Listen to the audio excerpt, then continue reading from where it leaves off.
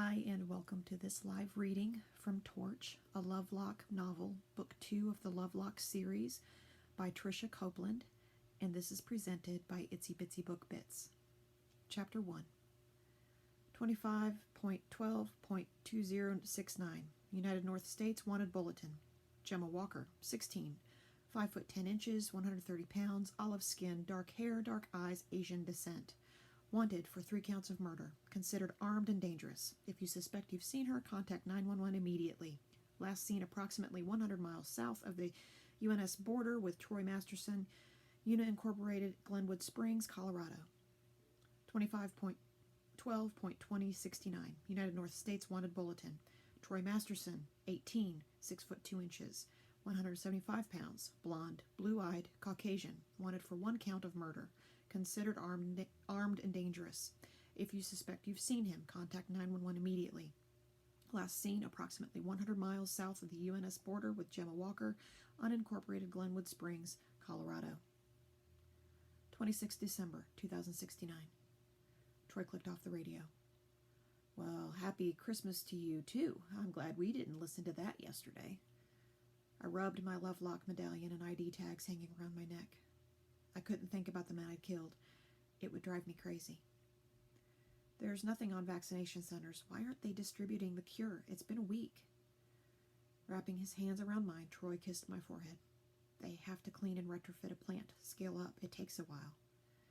I shook my head. Dina already had the production location picked out.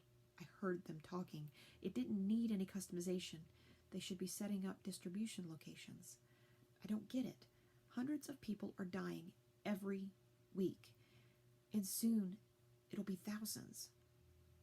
Why withhold the vaccine? Troy hooked his fingers in my belt loops.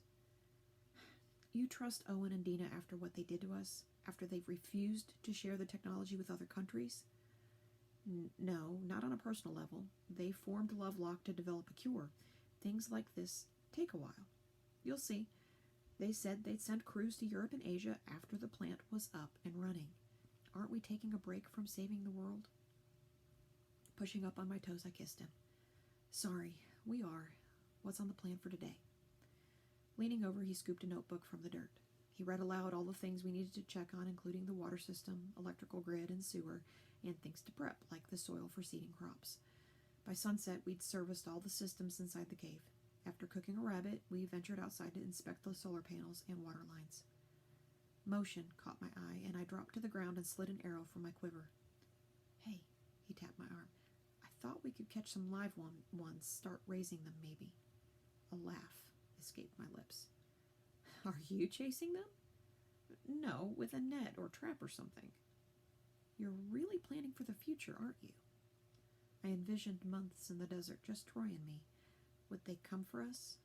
Were we sitting ducks? Troy seemed to think this was the safest place we could be, in the middle of what used to be Nevada, far from the UNS border, dead center of no man's land. But we weren't original with our choice of hideouts. Coming back to Lovelock Cave, which Owen and his men hollowed out and built into an underground base, could be our worst or best move. What if he knew our location? He must, right? Maybe he didn't care.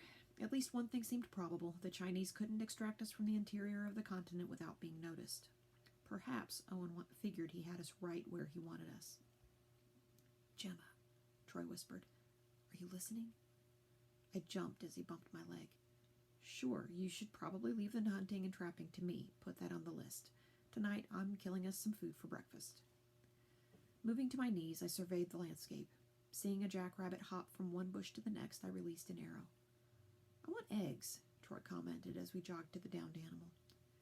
Now you want to raise birds?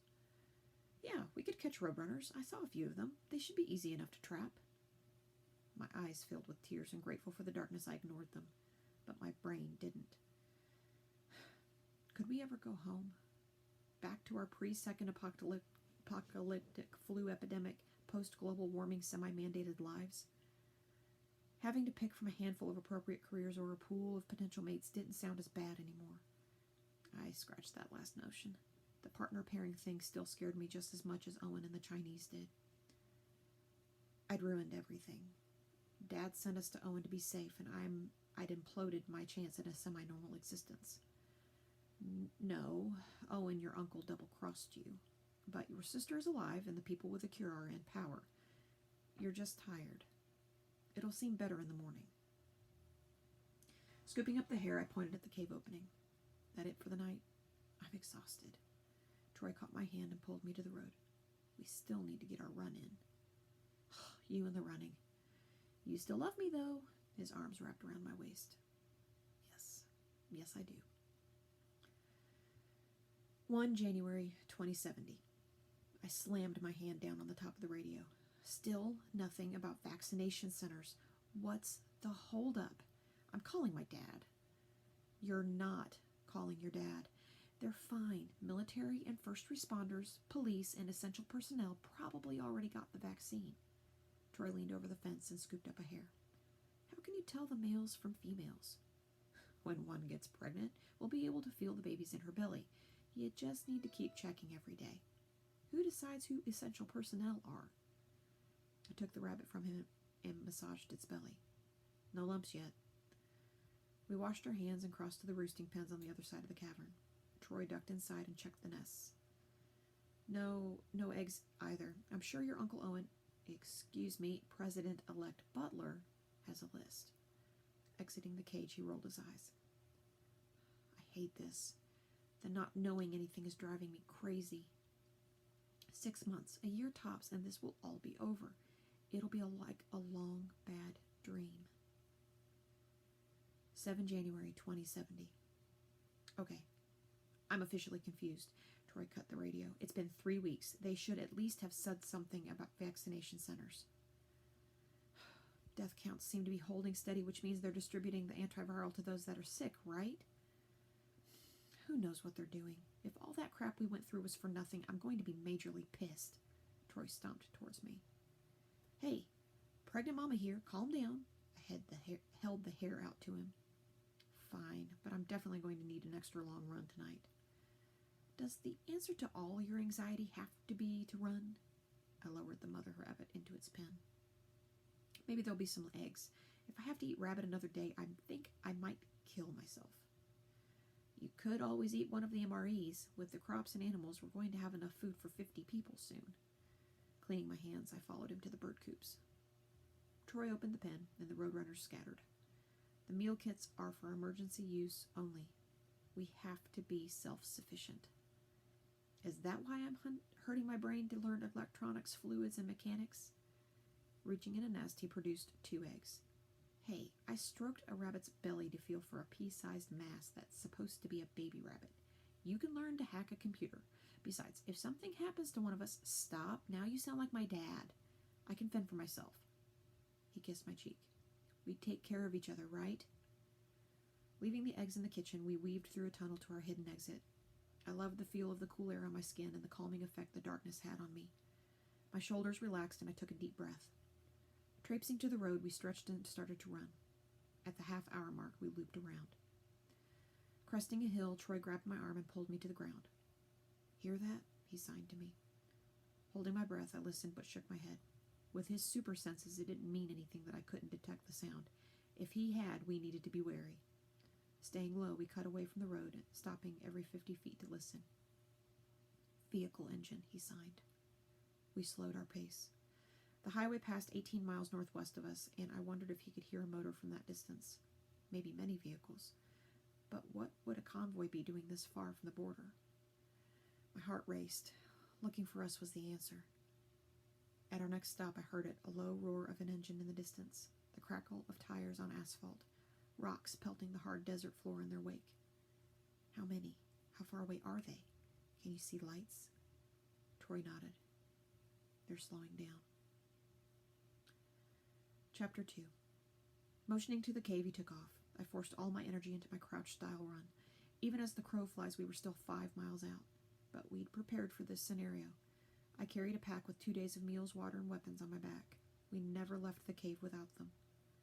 The hum of the engines grew when we dropped to our bellies. Peering into the darkness, I made out 2 large trucks creeping along the road not a quarter-mile away. I pressed my cheek to the sand as they passed, praying their infrared couldn't detect us this far out. I lay there, staring into Troy's eyes, gripping his hand, trying not to cry until the sound of the engines faded. I swallowed hard and rolled onto my side. What now? I think we follow them and figure out who it is and what they want. What do you think? My mind raced. The crescent moon made little light. If we stayed hidden and kept our distance, we'd avoid capture. Knowing the terrain gave us an advantage unless they did too. I nodded and pushed up to a squat. We jogged through the brush, keeping low and stopping every few minutes to listen. Winding to our rear cave entrance, we climbed the hill above it. Cresting the top, we spied the 2 vehicles parked in front of the main entrance. I counted 10 bodies milling about. Whoever's in there has it locked up tight, Emil commented. Troy jumped up. It's Miles. Acting on instinct, I swung my arm out and hit his leg. He tripped but caught himself with his hands. What the? He spun to face me. What was that for? We don't know why he's here. What if it's a trap bait to lure you in? I signed as fast as I could. Troy sat beside me. I trust Miles. He would never betray me. They could have threatened his family. We watched then. 10 of them milled about, pounding on the garage bay doors every half hour or so. They walked out into the desert and then retraced their steps to the vehicles. When they climbed to the summit, we retreated down the hill, hiding behind rocks. As dawn approached, they gathered in front of the vehicles and we reclaimed our vantage point.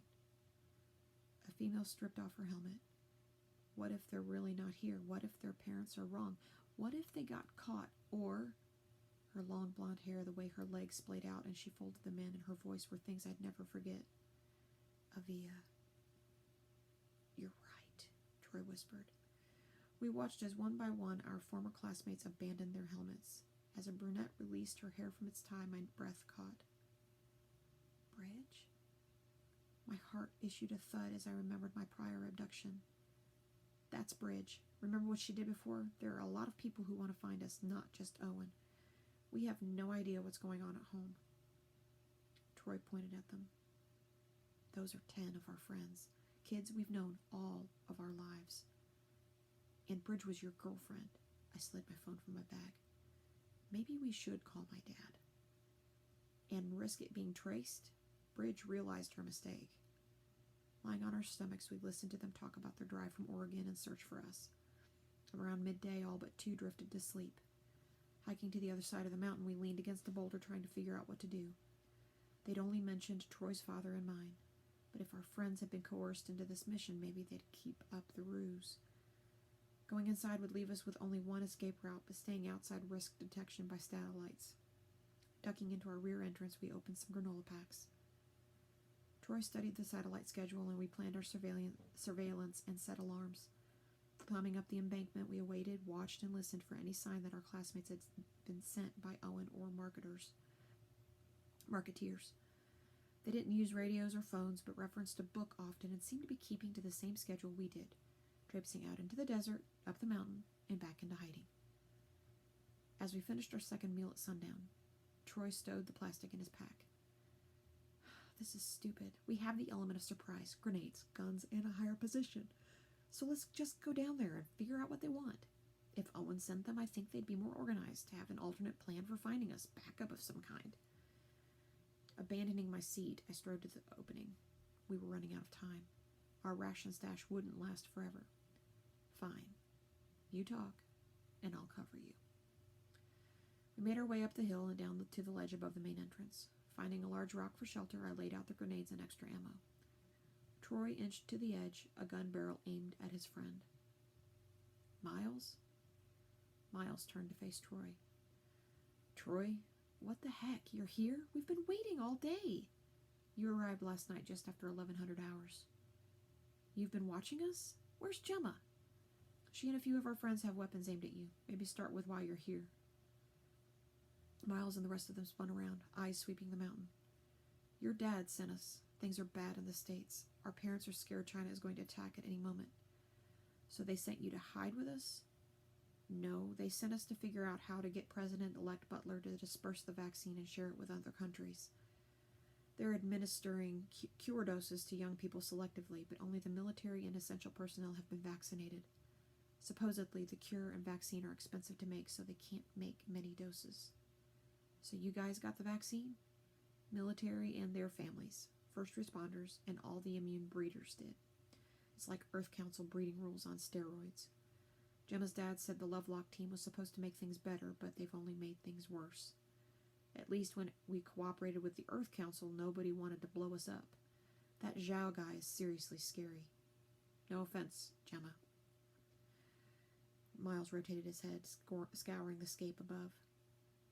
Troy made them remove their shoes and strip down to shorts and tanks and stand spread eagle in front of the vehicles. It felt a little extreme to do to former classmates, but after what we'd been through, I liked that he wasn't taking chances. We took the radios and phones and inspected every inch and item of the vehicles for communication and tracking devices. "Did you really kill those people?" Avia asked as I dumped her bag upside down. I glanced at Bridge. I didn't have a choice. They set up a site to sell us to the highest bidder. Once satisfied they weren't lying, we opened the garage doors and drove the vehicles inside. Watching our friends take in the compound, I remembered when we'd first come to Lovelock and how obstinate I'd been in my pursuit of a cure for my sister. We ended the tour at the kitchen and opened chili rations. Finishing the meal, Miles explained the plan for pressuring President-elect Butler and his new government to share the cure with other countries. Troy grabbed his plate and stood. "It's not going to work. He'll call our bluff." Miles gathered dishes from the table. "You're wrong. Your dad said it will, or at least thinks it's our best shot." "It's been a long day. Let's talk tomorrow." Troy walked to the kitchen. The group pitched in to clean up from the meal. We worked in silence, my head spinning with the events of the past 24 hours. For as much as I'd missed my friends, I felt no relief from their presence. Our common interests and memories, the bonds that built our relationships, disappeared in the wake of the world chaos. I longed for the isolation Troy and I had created. Even with my frustration over Owen's mishandling of vaccinations and the cure, we'd been safe in our cave. Troy's eyes cut to the rabbit as he switched off the lights. Letting out a whistle, he got the group's attention. "Anyone know how to hunt? We're going to burn through rations quickly with a group this size." Their wide-eyed stares answered his question. I swiped my quiver from the hook and strode towards the exit, lingering inside to wait for Troy. Scanning the dark desert, I noted how the dry branches ticked against each other, the call of the vulture above, the smell of the sand, and the feel of the cool, dry air on my skin. "Penny for your thoughts." I watched him approach. "Does anyone say that anymore?" "My mom always did." He wrapped an arm around my waist. "It's so archaic. They don't even make coins anymore. Have you noticed I'm sort of an old-school, middle-of-the-road, stay-with-the-norm, do-what-I'm-told kind of guy?" Cutting my eyes to the interior of the space, I snuggled into him. "Do we trust them in there alone?" I powered up the video surveillance system. I figured it's a good use of our electricity right now. I laced my fingers in Troy's as we ventured out. "Anyway, didn't you plan on going rogue? Think about going to passenger jet school and flying rich people around the world on their vacations. Look at us now. I don't think this lifestyle is exactly within the bounds of normal behavior." "It's definitely retro, living off the land, building our own home, back to nature like the natives," he chuckled. "The Europeans brought technology west. They were invaders like us now." I talked big, but when it came down to it, I stayed on the straight and narrow. Came to Lovelock like I was told. Funny, I always figured Miles would have run at the first indication he'd get roped into something like this. You aren't exactly the rebel type either, or had you planned on using ballet to defect to Russia? Desperate times, but not Russia, Switzerland. I read they have the highest percentage of happy people. Unless they're dying of an apocalyptic plague. Stopping, I tugged on Troy's hand. "I'm exhausted. I can't talk about this tonight." He kissed me. "Tomorrow then. Right. Now. We need rabbits. What do you think? At least 6? That's going to take some time." 3 hours later, we lugged ourselves and 6 hares to the kitchen and strung them up. Checking that the others had fallen asleep, we sat on my bunk and watched the video feeds. Although freaked out about the living conditions, our guests spoke only of the mission they described to us. "We should still sleep in shifts." Troy rubbed my back. "I'll take the first one. 2 or 3 hours?" 2. I'll set my alarm. You always let me sleep longer." I stretched out beside him.